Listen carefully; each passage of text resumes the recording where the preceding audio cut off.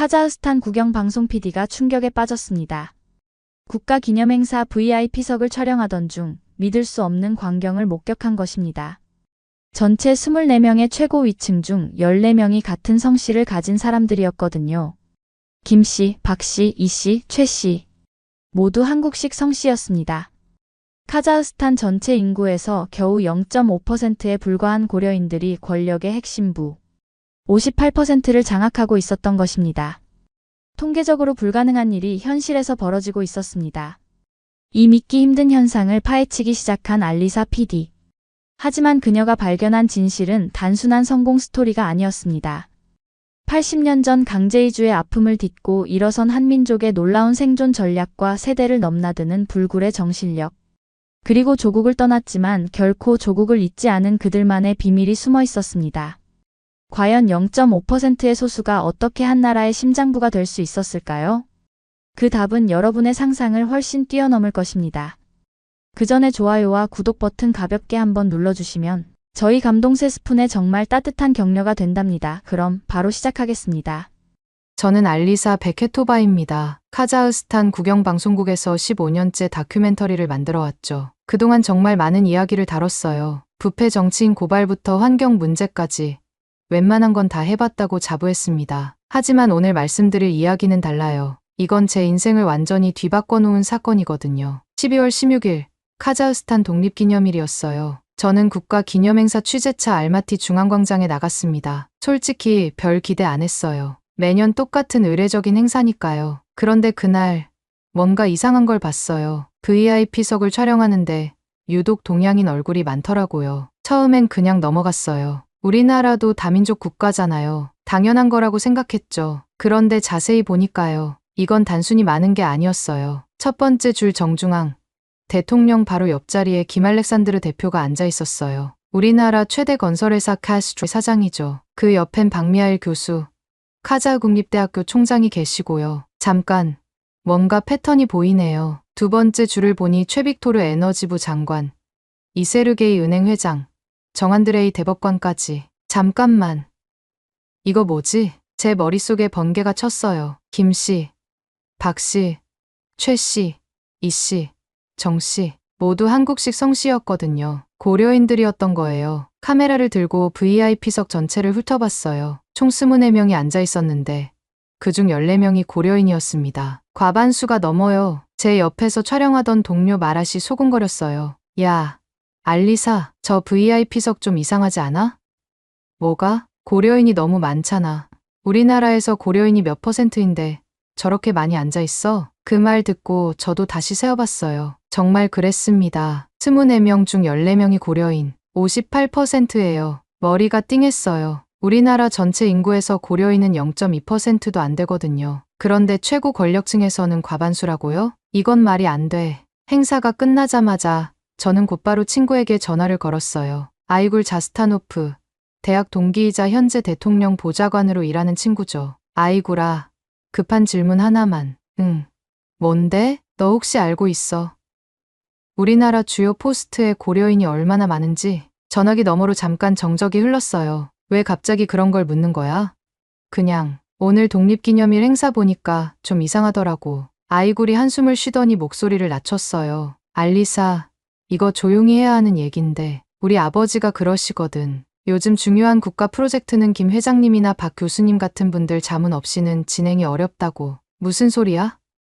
그게 무슨 뜻이야? 글쎄, 아버지 말씀으로는 그분들이 정말 보이지 않는 곳에서 나라를 움직이신다고 하시더라. 물론 아주 조용히 하시는 얘기지만 아이굴의 아버지는 30년 넘게 정부에서 일한 고위 공무원이에요. 그분이 그런 말씀을 하신다는 건 그 정도로 영향력이 크다는 얘기야? 모르겠어. 하지만 분명한 건 그분들 없이는 안 되는 일들이 많다는 거지. 특히 경제 정책이나 기술 분야에서는. 전화를 끊고 저는 멍하니 앉아 있었어요. 뭔가 엄청난 이야기가 숨어 있다는 직감이 들었거든요. 그날 밤, 저는 밤새도록 인터넷을 뒤져봤어요. 카자흐스탄 주요 기업 CEO 명단, 정부 부처 고위직 명단, 국립대학교 교수진 명단. 결과는 충격적이었어요. 삼성 카자흐스탄 김 사장, 현대건설 카자흐 박 부사장, 카자흐알루미늄 이 회장.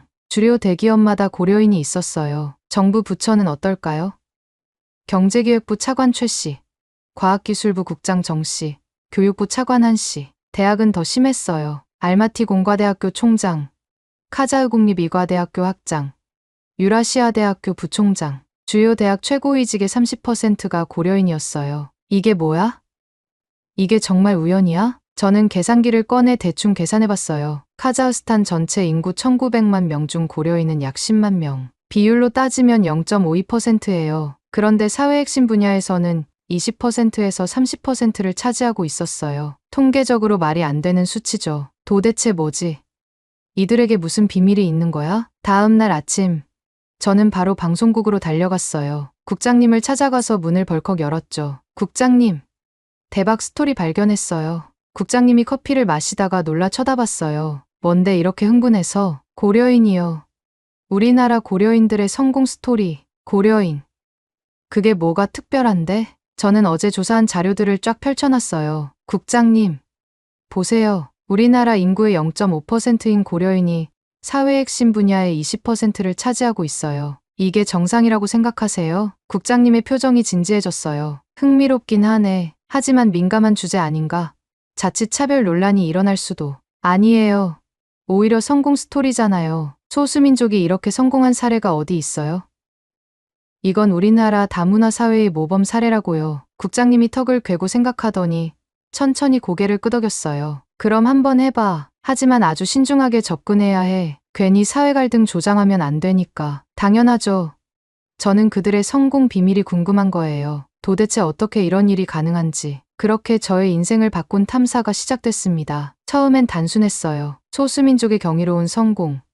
그 이면의 비밀을 파헤치는 정도로 생각했거든요. 하지만 파면 팔수록 더 놀라운 이야기들이 쏟아져 나왔어요. 이건 단순한 성공 스토리가 아니었습니다. 뭔가 훨씬 더 크고, 더 깊고, 더 놀라운 이야기였어요. 그날 밤, 저는 다큐멘터리 제목을 정했어요. 카자흐스탄의 그림자 정부. 고려인.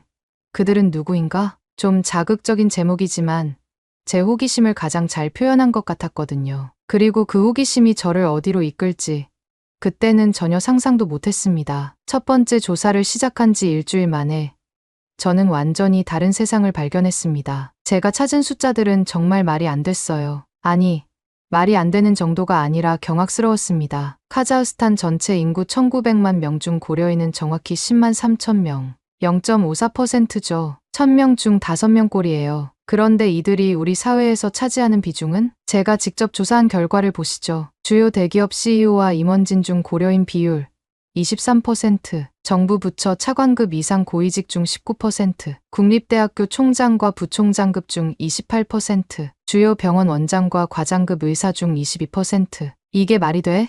저는 계산기를 두들기면서 혼잣말을 했어요. 통계적으로 봤을 때 이런 일이 일어날 확률은 거의 제로에 가까웠거든요. 더 놀라운 건 이게 카자흐스탄만의 현상이 아니라는 거였어요. 인터넷을 뒤지다가 발견한 외국 기사 하나가 제 눈을 번쩍 뜨게 했어요. 영국의 유명한 시사 주간지 이코노미스트에 실린 기사였습니다. 제목이 카자흐스탄의 숨은 실력자들, 코리안 디아스포라.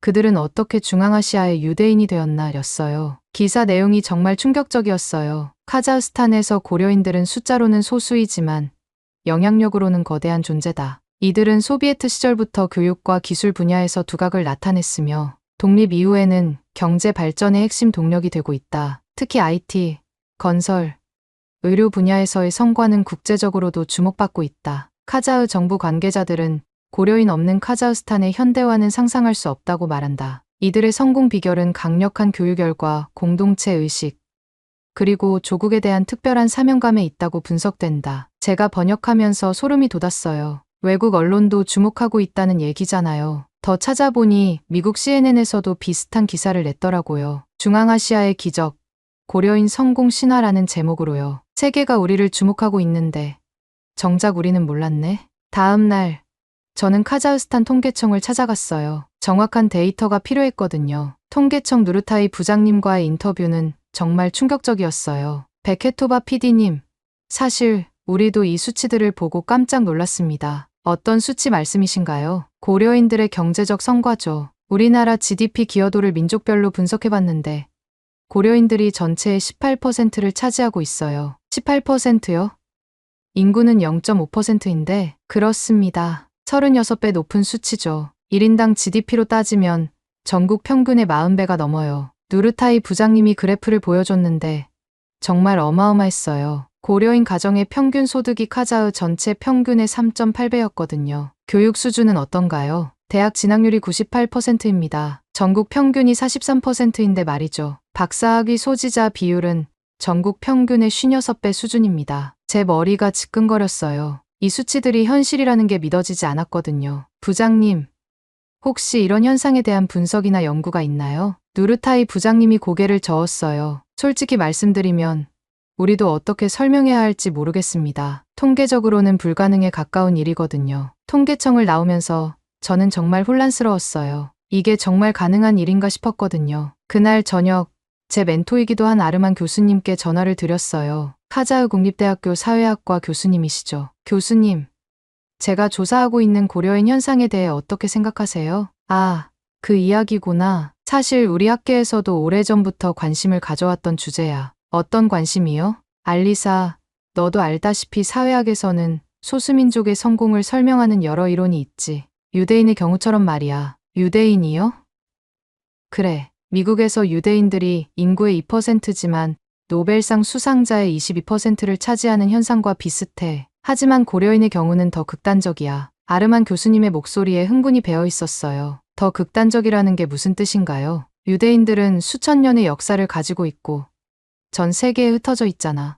하지만 고려인들은 불과 80년 전에 이곳에 왔어. 그런데 이렇게 짧은 시간에 이런 성과를 낸 건 인류 역사상 유례가 없는 일이야. 그럼 어떻게 설명할 수 있을까요? 교수님이 잠깐 생각하시더니 말씀하셨어요. 내 개인적인 생각으로는 이들에게 뭔가 특별한 생존 전략이 있는 것 같아. 극한 상황에서 살아남기 위해 개발된 특별한 능력 말이야. 전화를 끊고 저는 또 다른 충격적인 사실을 발견했어요. 카자흐스탄 정부의 한 고위 관료가 익명을 조건으로 제게 인터뷰를 해줬거든요. PD님, 이건 정말 조심스럽게 말씀드리는 건데요. 네, 말씀하세요. 솔직히 우리 정부 내부에서는 고려인 의존증이라는 말이 나올 정도예요. 고려인 의존증이요? 중요한 정책을 결정할 때마다 고려인 전문가들의 의견을 구하게 돼요. 이분들의 분석과 제안이 워낙 정확하고 실현 가능하거든요. 그 관료는 더 충격적인 이야기를 해줬어요. 때로는 우리가 그분들에게 의존하고 있다는 느낌마저 들어요. 그분들 없이는 제대로 된 정책을 만들기 어려울 정도로요. 그 정도인가요?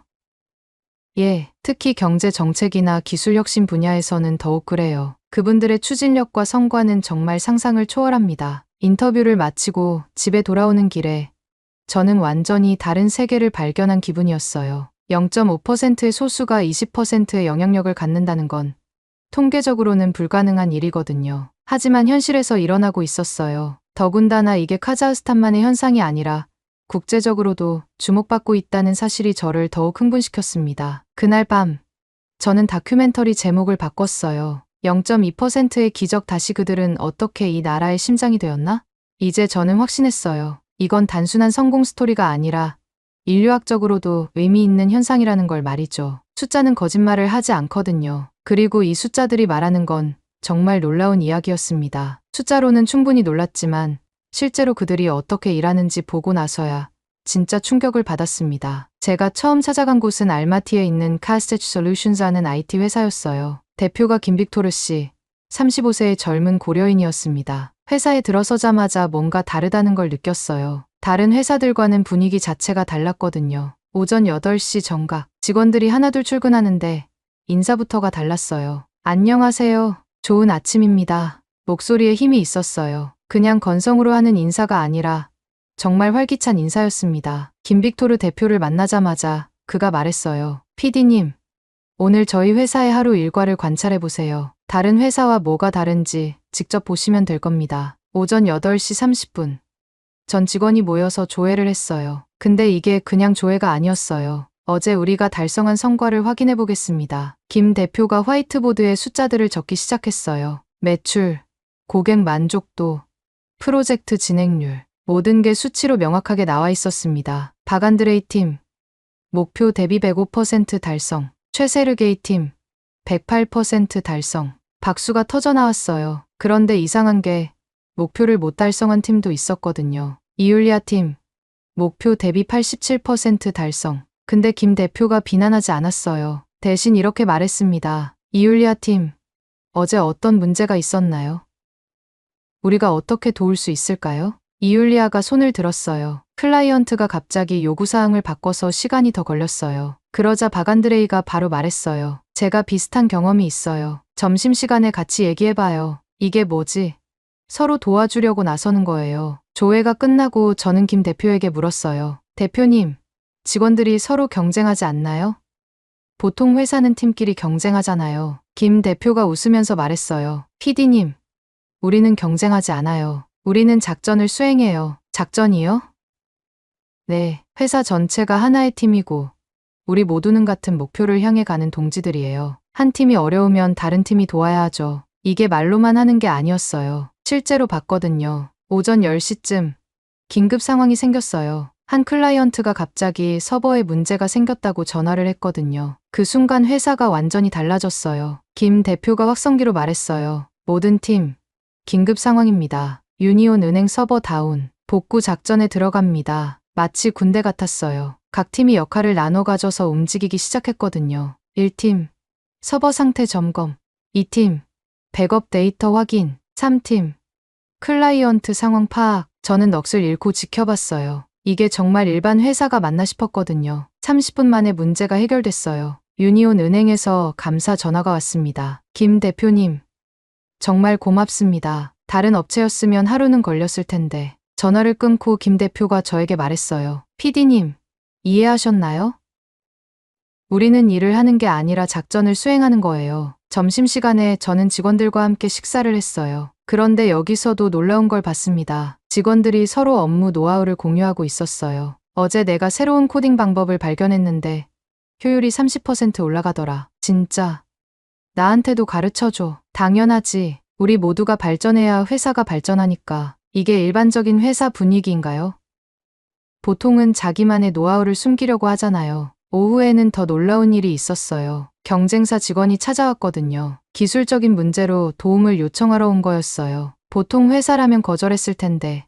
김 대표가 뭐라고 했는지 아세요? 물론이죠. 우리 박 과장이 도와드릴게요. 제가 깜짝 놀라서 물었어요. 대표님, 경쟁사를 도와줘도 되나요? 김 대표가 진지하게 말했어요. PD님, 우리 고려인들에게는 정이라는 게 있어요. 어려운 사람을 외면할 수 없거든요. 그리고 도움을 주면 언젠가 돌아옵니다. 정말 그랬어요. 한 달 후에 그 경쟁사에서 큰 프로젝트를 함께 하자고 제안해왔거든요. 하루 종일 관찰하면서 저는 깨달았어요. 이들의 일하는 방식은 정말 특별했습니다. 첫째, 모든 걸 수치화해서 관리해요. 감정이나 추측으로 일하지 않습니다. 둘째, 개인보다 팀을 우선시해요. 자기만 잘하면 되는 게 아니라 팀 전체가 성공해야 한다고 생각합니다. 셋째, 위기 상황에서 더 강해져요. 문제가 생기면 당황하지 않고 체계적으로 해결합니다. 넷째, 지식과 노하우를 공유해요. 혼자만 아는 비법은 없습니다. 다섯째, 경쟁자도 돕습니다. 단기적 이익보다 장기적 관계를 중시하죠. 퇴근할 때 김 대표와 마지막 인터뷰를 했어요. 대표님, 이런 기업 문화는 어떻게 만들어진 건가요? 김 대표가 창밖을 바라보며 말했어요. 우리 할아버지 세대는 정말 힘들게 사셨어요. 아무것도 없는 이 땅에서 살아남으려면 서로 도와야 했거든요. 그게 우리 DNA에 새겨진 것 같아요. DNA요? 네, 우리는 어릴 때부터 배워요. 혼자서는 살 수 없다고. 공동체가 살아야 나도 산다고. 그래서 회사도 가족처럼 운영하는 거죠. 집에 돌아오는 길에 저는 다른 회사도 취재해봐야겠다고 생각했어요. 혹시 카세주만 특별한 건 아닐까 해서요. 다음 날 저는 고려인이 운영하는 건설회사를 찾아갔어요. Korea Construction 이정표 사장님의 회사였습니다. 여기서도 똑같았어요. 아니, 더 강렬했습니다. 아침 7시에 시작되는 안전교육. 모든 직원이 안전장비를 점검하고 오늘의 작업 계획을 공유합니다. 오늘 3층 철근 작업 시 바람이 강하니 추가 안전조치 필요합니다. 알겠습니다. 대답이 우렁찼어요. 그리고 정말 그대로 실행됐습니다. 점심시간에 현장 관리자 박세르게이 씨와 얘기했어요. 박 과장님, 다른 건설회사와 뭐가 다른가요? 글쎄요. 우리는 건물을 짓는 게 아니라 작품을 만든다고 생각해요. 작품이요? 네. 이 건물이 완성되면 수십 년 동안 사람들이 사용할 거잖아요. 그 사람들의 안전과 편의를 생각하면서 짓는 거죠. 정말 그랬어요. 보이지 않는 곳까지 완벽하게 시공하고 있었거든요. 오후에 놀라운 일이 있었어요. 옆 건설 현장에서 사고가 났거든요. 크레인이 고장나서 작업이 중단된 거였어요. 그런데 이정표 사장님이 뭐라고 했는지 아세요? 우리 크레인을 빌려드려라. 사장님.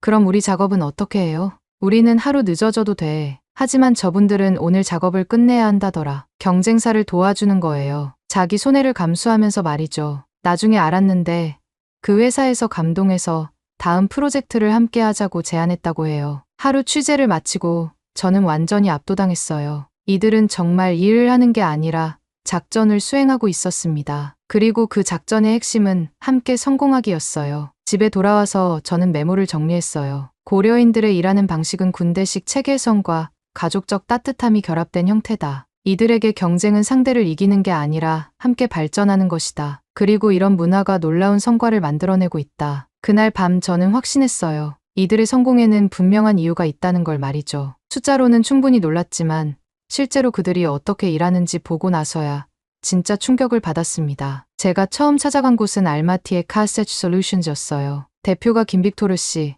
35세 젊은 고려인이었습니다. 회사에 들어서자마자 뭔가 다르다는 걸 느꼈어요. 분위기 자체가 달랐거든요. 오전 8시 정각, 직원들 출근 인사부터 달랐어요. 안녕하세요. 좋은 아침입니다. 목소리에 힘이 있었어요. 건성이 아니라 정말 활기찬 인사였습니다. 김빅토르 대표가 말했어요. PD님, 오늘 저희 하루 일과를 관찰해보세요. 다른 회사와 뭐가 다른지 직접 보시면 됩니다. 8시 30분. 전 직원 조회가 시작됐어요. 그런데 이게 그냥 조회가 아니었어요. 김 대표가 화이트보드에 숫자들을 적기 시작했어요. 어제 우리가 달성한 성과를 확인해 보겠습니다. 박안드레이 팀, 목표 대비 105% 달성. 최세르게이 팀, 108% 달성. 박수가 터졌어요. 그런데 이상한 게 목표 못 달성한 팀도 있었거든요. 이율리아 팀, 목표 대비 87% 달성. 근데 김 대표가 비난하지 않았어요. 이율리아 팀, 어제 어떤 문제가 있었죠? 우리가 어떻게 도울 수 있을까요? 이율리아가 답했어요. 클라이언트가 갑자기 요구사항을 바꿔서 시간이 더 걸렸어요. 그러자 박안드레이가 바로 말했어요. 제가 비슷한 경험 있어요. 점심시간에 같이 얘기해봐요. 서로 도와주려고 나서는 거예요. 대표님, 직원들이 서로 경쟁하지 않나요? 김 대표가 웃으며 말했어요. PD님, 우리는 경쟁하지 않아요. 우리는 작전을 수행해요. 작전이요? 회사 전체가 하나의 팀이고 우리 모두는 같은 목표를 향해 가는 동지들이에요. 말로만 하는 게 아니었어요. 오전 10시쯤 진짜 증명됐거든요. 한 클라이언트가 갑자기 서버 문제로 전화했어요. 그 순간 회사가 완전히 달라졌어요. 김 대표가 확성기로 말했어요. 모든 팀, 긴급 상황입니다. 유니온 은행 서버 다운, 복구 작전에 들어갑니다. 마치 군대 같았어요. 1팀, 서버 상태 점검. 2팀, 백업 데이터 확인. 3팀, 클라이언트 상황 파악. 약 1시간 반 만에 문제가 해결됐어요. 일반적으로 하루는 걸리는 복구 작업이었는데 놀랍게도 당일 업무에 지장이 없을 만큼 빠르게 처리된 거였죠. 유니온 은행에서는 직접 감사 전화를 걸어왔습니다. 김 대표님, 정말 고맙습니다. 이렇게 빠르게 대응한 건 살면서 처음 봅니다. 점심시간 더 놀라웠어요. 직원들이 서로 노하우를 공유하고 있었거든요. 어제 내가 새로운 코딩 방법 발견했는데 효율이 30% 올라가더라. 진짜.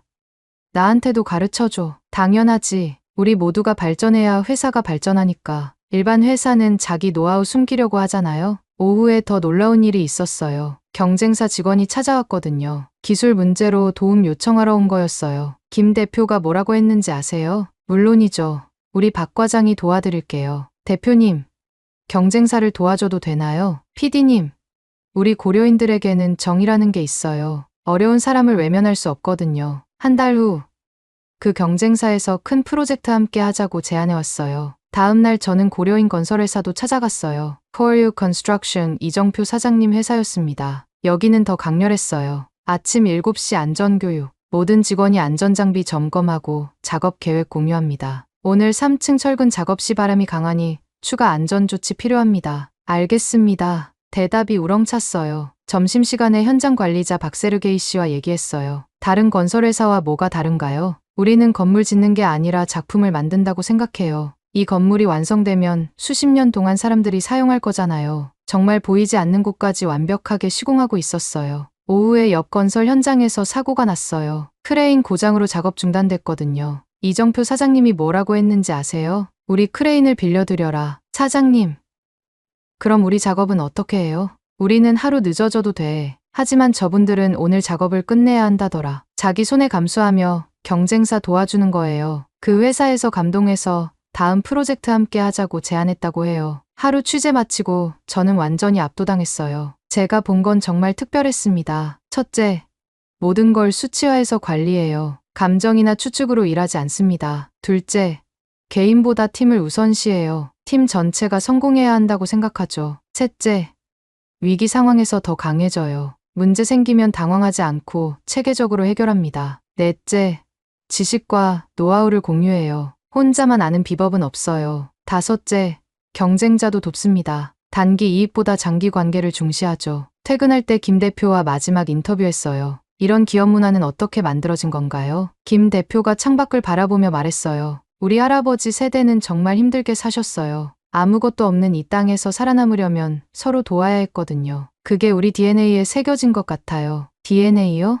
우리는 어릴 때부터 배워요. 혼자서는 살 수 없다고. 공동체가 살아야 나도 산다고. 그래서 회사도 가족처럼 운영하는 거죠. 집 돌아오며 저는 깨달았어요. 이들은 정말 일을 하는 게 아니라 작전을 수행하고 있었습니다. 그리고 그 작전의 핵심은 함께 성공하기였어요. 한 카자흐인 경영자가 제게 익명으로 한 말이 떠올랐어요. 고려인들과 비즈니스하는 것은 전쟁 같습니다. 그들은 절대 빈틈을 보이지 않아요. 솔직히 두렵지만 동시에 그들의 프로 정신은 존경스럽습니다. 이제 그 말이 이해됐어요. 이들에게 모든 일은 생존을 위한 작전이었던 거죠. 취재를 계속하면서 저는 고려인들의 사무실과 집을 방문할 기회가 많았어요. 그런데 어디를 가든 항상 보이는 게 하나 있었습니다. 작은 태극기였어요. 처음엔 그냥 장식품인 줄 알았어요. 하지만 자꾸 보니까 이상하더라고요. 모든 고려인 사무실에 있었거든요. 그날도 젊은 고려인 관료와 인터뷰를 위해 정부청사를 찾아갔어요. 정 알렉산드르,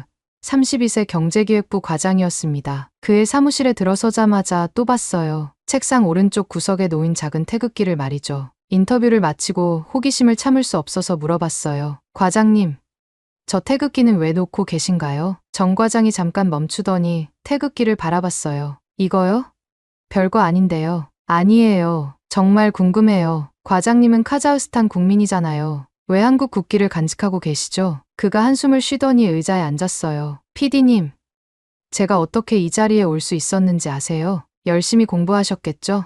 맞아요. 하지만 그게 다가 아니에요. 정 과장이 태극기를 손에 들었어요. 저는 매일 아침 이 태극기를 보면서 하루를 시작해요. 이 깃발이 저에게 묻거든요. 너는 누구냐? 어떻게 살 것이냐고. 무슨 뜻인가요? 나의 국적은 카자흐스탄이에요. 이 나라를 사랑하고 이 나라를 위해 일하죠. 하지만 나의 뿌리와 정신은 저 깃발에 담겨 있어요. 정 과장의 목소리가 진지해졌어요. 우리 할아버지, 할머니는 모든 걸 빼앗기고 이곳에 오셨어요. 땅도, 집도, 재산도 다 잃으셨죠. 하지만 단 하나만큼은 지켜내셨어요. 뭐요? 한국인이라는 자긍심과 정신이요. 그가 태극기를 책상에 다시 놓으며 말했어요. 할아버지가 돌아가시기 전에 저에게 하신 말씀이 있어요. 손자야, 내가 어디에 살든 무슨 일을 하든 절대 잊지 마라. 너는 한국인의 후손이다. 그 피가 내 안에 흐르고 있다. 그래서 태극기를 놓고 계시는 거군요. 이 태극기는 매일 저에게 말해요. 너는 한국인의 자손이다. 부끄럽지 않게 살아라. 최선을 다해라. 남들보다 2배 더 노력해라. 그래서 제가 이 자리까지 올 수 있었던 거예요. 저는 소름이 돋았어요. 이게 단순한 장식품이 아니었던 거죠. 과장님, 혹시 다른 고려인분들도 그런가요? 당연하죠. 우리 모두에게 조국은 특별한 의미예요. 그날 저녁, 저는 다른 고려인분들도 만나봤어요. 김세르게이 의사를 찾아갔을 때도 마찬가지였어요. 진료실 벽에 태극기가 걸려 있었거든요. 선생님도 태극기를 걸어 놓으셨네요. 김 의사가 웃으며 말했어요. 환자들이 가끔 물어봐요. 왜 한국 국기를 걸어놨냐고. 그럼 저는 이렇게 대답해요. 저는 몸은 카자흐스탄에 있지만 마음은 항상 조국과 함께 있습니다라고. 조국이요? 네, 비록 한 번도 가본 적 없지만 한국은 제 정신적 고향이에요. 이 태극기를 보면 힘이 나거든요. 어떤 힘이요? 나는 한국인의 후예다. 포기하면 안 된다. 최고가 되어야 한다. 이런 마음이요. 정말 신기했어요. 국적은 카자흐스탄인데 정신적 조국은 한국인 거예요. 다음 날 저는 박미하일 교수님을 찾아갔어요. 카자흐 국립대학교 총장이시죠. 총장실에도 역시 태극기가 있었어요. 그런데 여기는 좀 달랐어요. 태극기 옆에 작은 액자가 하나 더 있었거든요. 교수님, 저 액자는 뭔가요? 박 교수님이 일어나서 액자를 가져왔어요. 오래된 흑백 사진이었어요. 제 할아버지 사진이에요. 사진 속 할아버지는 한복을 입고 계셨어요. 표정이 매우 엄숙했죠. 할아버지가 이주하실 때 가져온 유일한 사진이에요. 할아버지는 평생 이 사진을 간직하셨거든요. 왜요? 할아버지가 그러셨어요. 이 사진은 우리의 뿌리다. 우리가 어디서 왔는지 보여주는 증거다. 절대 잊어서는 안 된다. 박 교수님의 목소리가 떨렸어요. 할아버지는 평생 한국말을 잊지 않으셨어요. 저희에게도 꼭 한국말을 가르치셨죠. 언어를 잊으면 뿌리를 잃는다고 하시면서요. 그래서 지금도 한국어를 하시는 건가요? 네, 집에서는 아직도 한국말을 써요. 제 아이들에게도 가르치고 있고요. 박 교수님이 태극기를 바라보며 말했어요. PD님, 저는 매일 아침 이 태극기에 인사를 해요. 오늘도 부끄럽지 않게 살겠습니다라고. 정말요? 제가 총장이 될 수 있었던 건 한국인의 정신 때문이에요. 포기하지 않는 정신, 최선을 다하는 정신, 남보다 더 노력하는 정신 말이에요. 그날 밤 집에 돌아와서 저는 정말 많은 생각을 했어요. 이들에게 태극기는 단순한 깃발이 아니었어요. 그건 정신적 지주였고 매일의 동력이었으며 삶의 방향을 제시하는 나침반이었습니다. 비록 한 번도 가본 적 없는 땅이지만 한국은 이들에게 살아있는 조국이었어요. 며칠 후 저는 더 놀라운 이야기를 들었어요. 최빅토르 에너지부 장관과의 인터뷰에서였어요. 장관님, 정부에서 중요한 결정을 하실 때도 한국을 생각하시나요? 최 장관이 고개를 끄덕였어요. 항상 생각해요. 이 일을 한국에서 한다면 어떻게 할까? 한국인이라면 어떤 선택을 할까?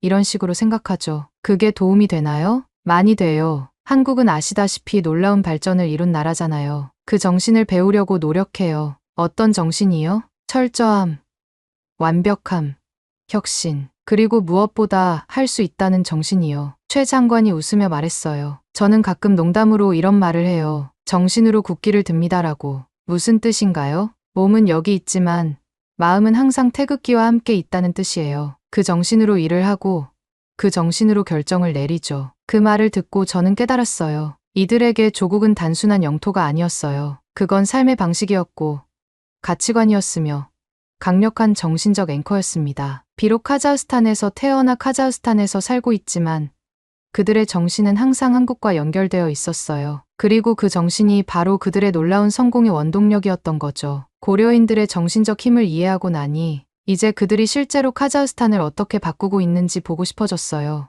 그래서 제가 찾아간 곳이 알마티 시립병원이었습니다. 여기서 정말 놀라운 변화를 목격했거든요. 병원에 들어서자마자 뭔가 이상했어요. 너무 조용하고 질서정연했거든요. 카자흐스탄 병원이 원래 이랬나 싶었어요. 안내 데스크에서 물어봤어요. 혹시 여기 고려인 의사분이 계신가요? 네. 김세르게이 과장님이 계세요. 내과 과장이시죠. 김 과장을 만나기 전에 병원을 둘러봤는데 정말 깜짝 놀랐어요. 환자들이 줄을 서서 차례를 기다리고 있었어요. 아무도 새치기 하지 않았고 간호사들도 친절했어요. 이게 정말 카자흐스탄 병원이 맞나 싶었거든요. 김 과장을 만났을 때 첫 질문이 이거였어요. 과장님, 이 병원이 원래 이랬나요? 김 과장이 웃으며 고개를 저었어요. 아니에요. 3년 전만 해도 완전히 달랐어요. 어떻게 달랐는데요? 한번 보여드릴까요? 김 과장이 컴퓨터를 켜서 3년 전 자료를 보여줬어요. 정말 충격적이었어요. 환자 대기 시간 평균 4시간, 의료사고 월 15건, 환자 불만 접수 월 200건, 끔찍한 수치들이었어요. 지금은 어떤가요? 대기 시간 30분, 의료사고 월 12건 수준으로 안정됐어요. 접수 건수도 예전의 10분의 1로 줄었습니다. 어떻게 이런 변화가 가능했죠? 김 과장이 진지하게 말했어요. 한국 시스템을 도입했어요. 한국 시스템이요?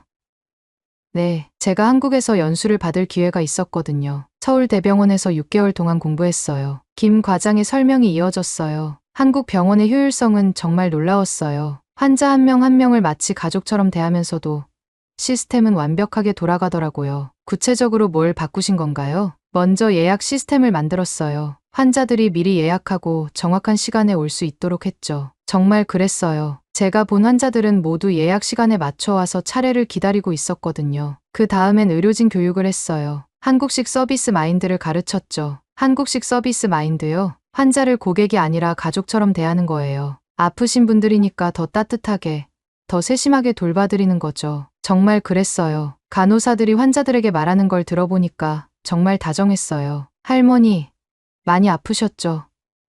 금방 나아지실 거예요. 아저씨, 혈압약 꼭 챙겨 드세요. 건강이 최우선이에요. 이런 식이었어요. 김 과장이 계속 설명했어요. 가장 중요한 건 팀워크였어요. 한국에서 본 건데, 의사, 간호사, 행정직원이 모두 한 팀처럼 움직이더라고요. 여기도 그렇게 하신 거예요.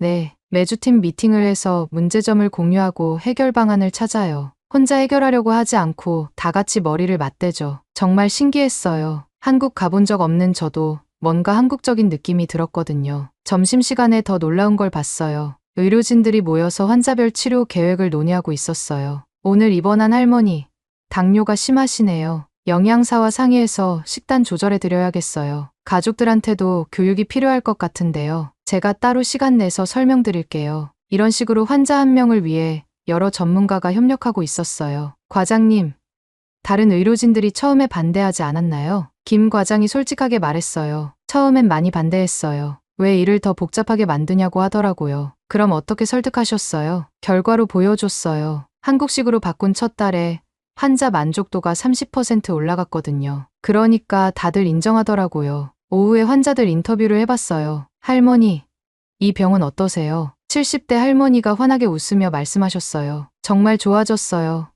예전엔 하루 종일 기다려도 진료 못 받을 때가 많았는데 지금은 시간 맞춰 오면 바로 봐주시거든요. 다른 환자분도 마찬가지였어요. 의사 선생님들이 정말 친절해요. 병에 대해서 자세히 설명해 주시고 집에서 어떻게 관리해야 하는지도 가르쳐 주세요. 김 과장이 자랑스럽게 말했어요. 이제 다른 병원에서도 우리 시스템을 벤치마킹하러 와요. 한국처럼 하면 된다는 말이 유명해졌거든요. 한국처럼 하면 된다?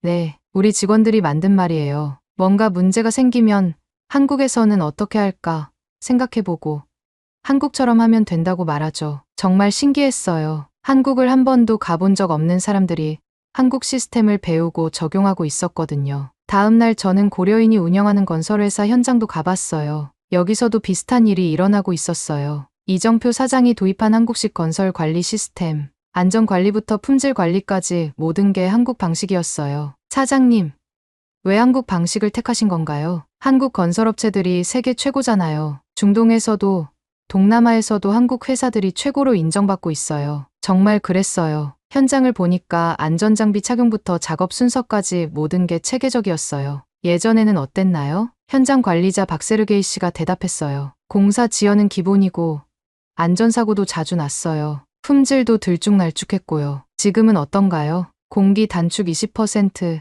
안전사고 제로, 품질 A급. 클라이언트들이 줄 서서 기다려요. 정말 놀라웠어요. 한국 시스템의 위력이 이 정도일 줄은 몰랐거든요. 가장 인상 깊었던 건 직원들의 반응이었어요. 처음엔 복잡하다고 생각했는데 익숙해지니까 일이 훨씬 쉬워졌어요. 안전하고 효율적이에요. 한국 방식 정말 최고예요. 그들의 눈빛이 자신감으로 가득했어요. 집에 돌아오는 길에 저는 깨달았어요. 고려인들은 단순히 카자흐스탄에 정착한 게 아니었어요. 그들은 이 나라에 한국이라는 최신 운영체제를 설치하고 있었던 거예요. 그리고 그 운영체제는 놀라운 성과를 내고 있었습니다. 고려인들의 성과가 이렇게 놀라운 이유가 뭘까?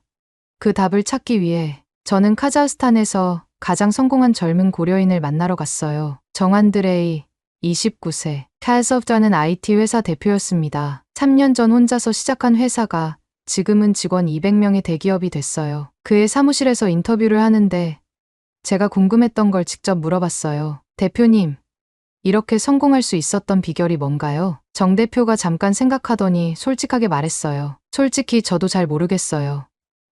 예, 정말이에요. 저도 제가 왜 이렇게 잠도 안 자고 일하는지, 왜 실패를 두려워하지 않는지 잘 모르겠거든요. 이상한 대답이었어요. 성공한 사람이 자기 성공 이유를 모른다니?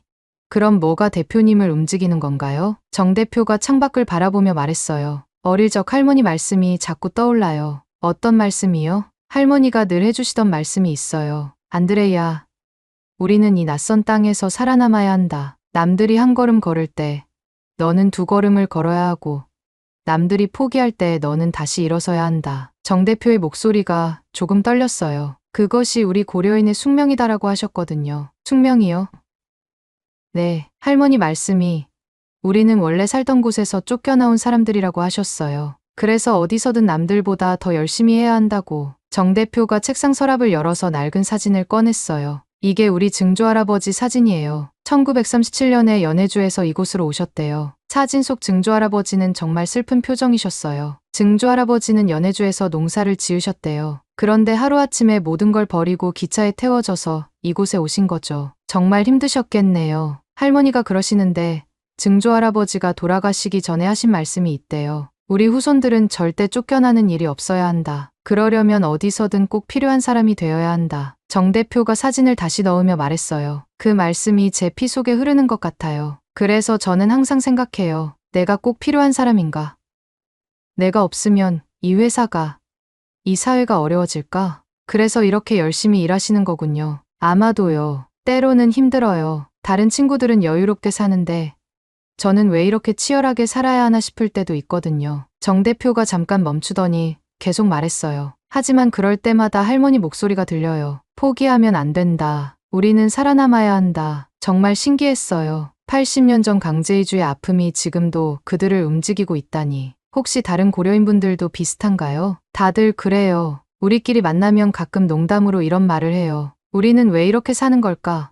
하면서요. 답은 나와요? 글쎄요. 그냥 피가 시키는 대로 하는 것 같아요. 그날 저녁, 저는 다른 고려인 가정도 방문해봤어요. 박미하일 교수님 댁이었는데 거기서 더 놀라운 이야기를 들었어요. 박 교수님의 부인 김나탈리아 씨가 들려준 이야기였어요. 우리 아이들 교육 방식이 좀 특별해요. 어떻게 특별한가요? 다른 집 아이들은 열심히 공부해라라고 하잖아요. 우리는 좀 달라요. 뭐가 다른데요? 김나탈리아 씨가 웃으며 말했어요. 우리는 살아남아라라고 해요. 살아남으라고요?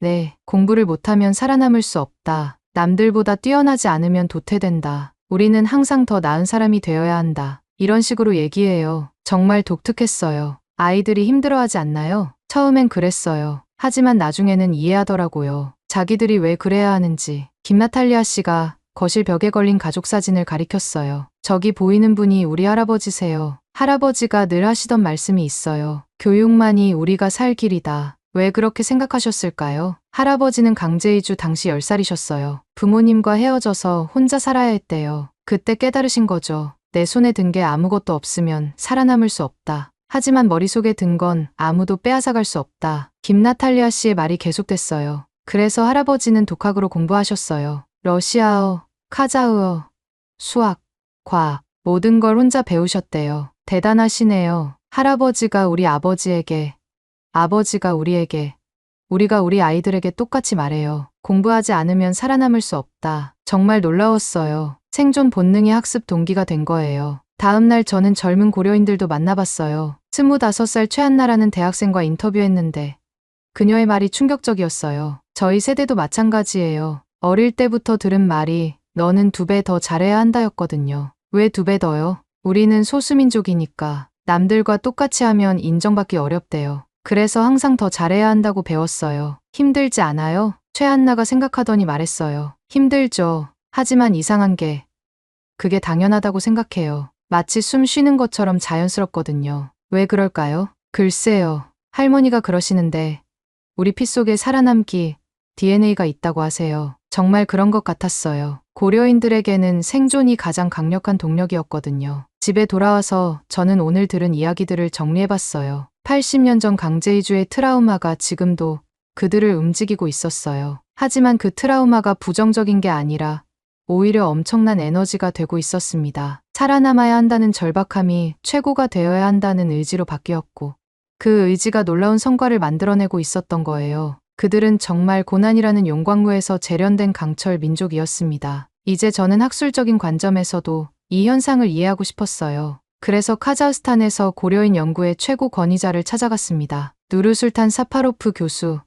카자흐 국립대학교 역사학과 교수님이었어요. 30년 넘게 고려인을 연구해온 분이죠. 교수님 연구실에 들어서자마자 벽 가득한 자료들이 눈에 들어왔어요. 고려인 역사 관련 책들, 논문들, 사진들, 정말 방대했습니다. 교수님, 고려인들의 성공을 어떻게 설명할 수 있을까요? 차파로프 교수님이 안경을 벗으시며 말씀하셨어요. 알리사 PD님, 당신이 본 것은 빙산의 일각에 불과합니다. 어떤 뜻인가요? 교수님이 일어나서 벽에 붙은 지도를 가리켰어요. 고려인들은 단순한 이주민이 아닙니다. 그들은 20세기 인류사의 가장 참혹한 시련들을 이겨낸 살아있는 역사 그 자체예요. 교수님의 목소리에 열정이 배어 있었어요. 어떤 시련들 말씀이신가요? 첫째, 일제강점기. 조국을 잃고 연해주로 이주했죠. 둘째, 스탈린의 강제 이주. 1937년 하루아침에 모든 걸 잃고 중앙아시아로 쫓겨났어요. 셋째, 소수민족으로서의 차별. 80년 넘게 계속된 고난이었습니다. 교수님이 책상에서 두꺼운 파일을 꺼냈어요. 이게 제가 30년간 모은 자료들이에요. 고려인들의 증언,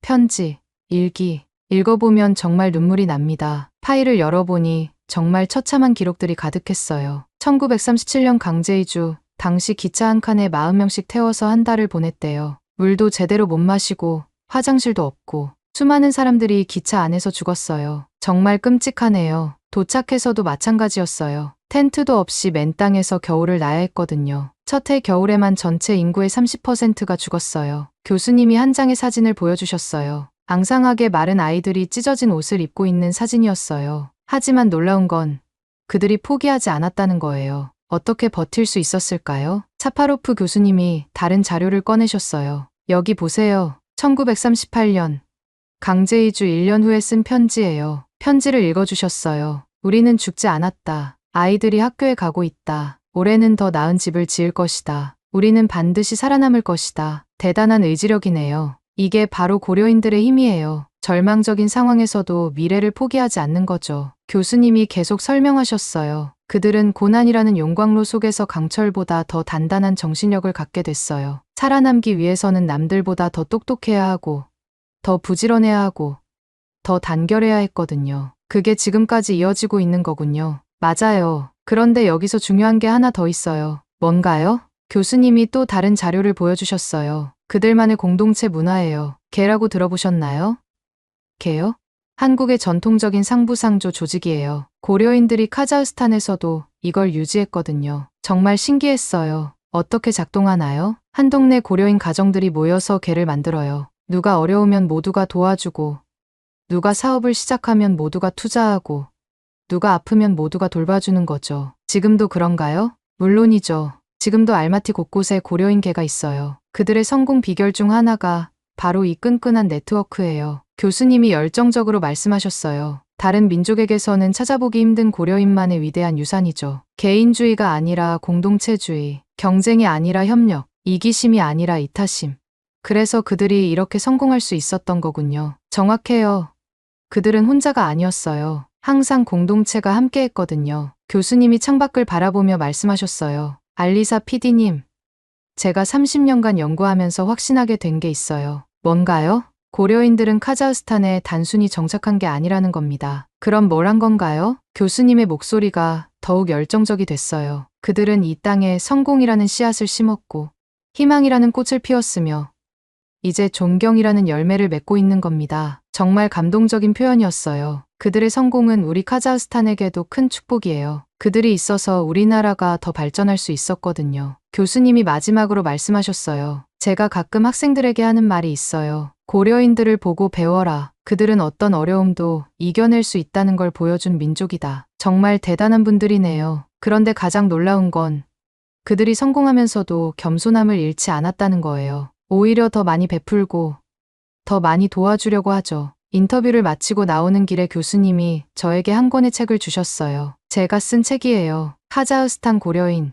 생존에서 성공까지. 읽어보시면 도움이 될 거예요. 집에 돌아와서 그 책을 읽어봤는데 정말 눈물이 났어요. 고려인들이 겪은 고난의 역사, 그리고 그 고난을 이겨낸 놀라운 의지력, 무엇보다 서로를 포기하지 않고 함께 버텨온 공동체 정신. 차파로프 교수님의 분석이 맞았어요. 고려인들은 정말 고난이라는 용광로에서 재련된 강철 민족이었습니다. 그리고 그들의 강철 같은 정신력과 끈끈한 공동체 문화가 오늘날의 놀라운 성공을 만들어낸 거였어요. 이제 저는 고려인들의 성공 비밀을 완전히 이해했습니다. 이건 단순한 개인의 노력이 아니라 한 민족의 집단적 의지와 지혜의 결과였던 거죠. 몇 달간의 취재를 마치고 저는 다시 처음 그 자리에 앉아 있었어요. 카자흐스탄 국영방송국 편집실에서 지난 시간들을 돌아보고 있었습니다. 책상 위에는 수많은 인터뷰 자료들이 쌓여 있었어요. 통계 자료, 사진들, 그리고 작은 태극기 하나가 놓여 있었죠. 그래요.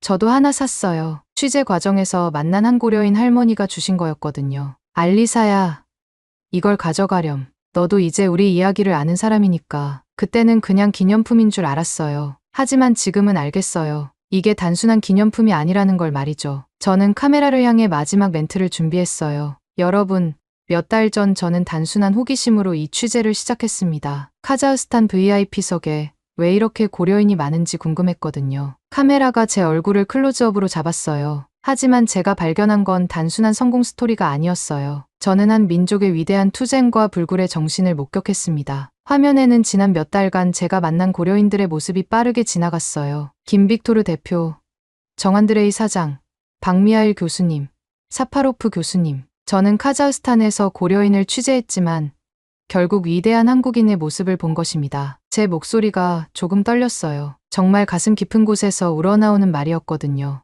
0.5%의 소수가 20%의 영향력을 갖는다는 건 통계적으로는 불가능한 일이에요. 하지만 그들은 해냈어요. 어떻게? 남들보다 2배 더 노력하고 포기하지 않고 서로 도우면서 말이죠. 화면에 알마티 시내 풍경이 나왔어요. 현대적인 빌딩들, 깨끗한 거리들, 그리고 그 속에서 당당하게 걸어가는 사람들. 그들이 보여준 건 단순한 성공이 아니었어요. 그들은 우리에게 증명했습니다. 어떤 시련도 이겨낼 수 있다는 것을, 꿈을 포기하지 않으면 반드시 이룰 수 있다는 것을 말이에요. 저는 잠깐 멈추고 태극기를 바라봤어요. 여러분, 저는 이 작은 깃발의 의미를 이제야 알겠어요. 이건 단순한 천 조각이 아니에요. 이건 꿈이고, 희망이고, 절대 꺾이지 않는 의지예요. 카메라가 천천히 태극기를 클로즈업으로 잡았어요. 고려인들은 조국을 떠나왔지만 조국은 단 한순간도 그들을 떠나지 않았어요. 그들의 가슴 속에서, 그들의 아이들 마음속에서 계속 살아 숨쉬고 있었거든요. 화면에는 제가 만난 고려인 가족들의 모습이 나왔어요. 아이들에게 한국어를 가르치는 할머니, 태극기 앞에서 인사하는 아버지, 한국 동화책을 읽어주는 어머니. 그들이 지켜낸 건 단순한 전통이 아니었어요. 그들이 지켜낸 건 한국인의 정신, 그 자체였습니다. 제 목소리에 확신이 담겼어요. 최고를 추구하는 정신, 포기하지 않는 정신, 서로 돕는 정신. 그 정신이 바로 그들을 이 자리까지 이끌어온 거예요. 카메라가 다시 저를 잡았어요. 여러분, 저는 이번 취재를 통해 깨달았어요. 진짜 강한 민족이 뭔지 말이에요. 진짜 강한 민족은 어떤 시련에도 굴복하지 않는 민족이에요. 떨어져 있어도 하나가 되는 민족이에요. 자신의 성공으로 남을 돕는 민족이에요. 화면에 카자흐스탄의 아름다운 일몰이 나왔어요. 붉은 노을이 온 하늘을 물들이고 있었죠. 고려인들은 카자흐스탄 땅에 새로운 한국을 심었어요. 건물이나 깃발로 만든 한국이 아니라 정신과 가치로 만든 한국을 말이에요. 제가 천천히 일어나서 창밖을 바라봤어요. 그리고 이제 그들이 바로 이 땅의 자랑스러운 한국입니다. 카메라가 창밖 풍경을 보여줬어요. 석양을 배경으로 한 알마티의 스카이라인이 정말 아름다웠어요. 제가 처음 가졌던 질문은 이거였어요. 왜 VIP석에 고려인이 이렇게 많지? 저는 다시 카메라를 향해 돌아섰어요.